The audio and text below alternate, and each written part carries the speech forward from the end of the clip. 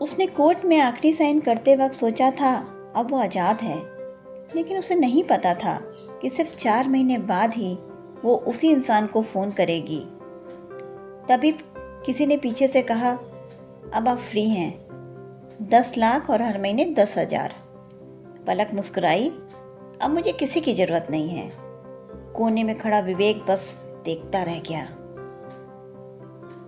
दरवाज़ा बंद, रिश्ता भी खत्म। शुरुआत ऐसी नहीं थी। छोटी छोटी बातों पर झगड़े, अहंकार और चुप्पी। तुम मुझे समझते ही नहीं, तुम समझना चाहती ही नहीं। और एक दिन दोनों हार गए। पहला महीना सब अच्छा लग रहा था, सुकून था, आज़ादी थी, शायद यही सही फैसला था। दूसरा महीना, अब बातें साफ होने लगी थीं। भाई ने गुस्से में कहा, अब कब तक यहाँ रहोगी?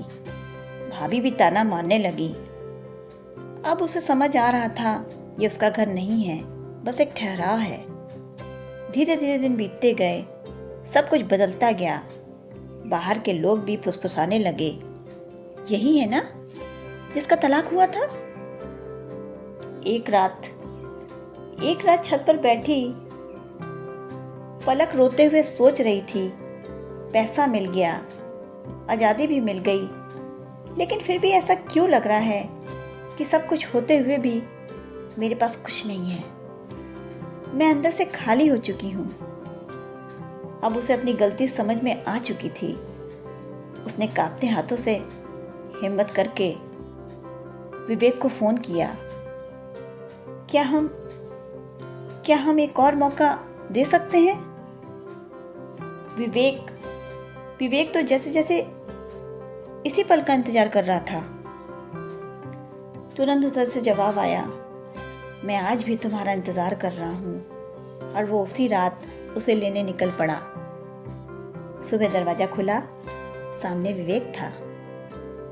किसी से बिना कुछ कहे पलक ने बैग उठाया और विवेक का हाथ पकड़कर गाड़ी में बैठ गई।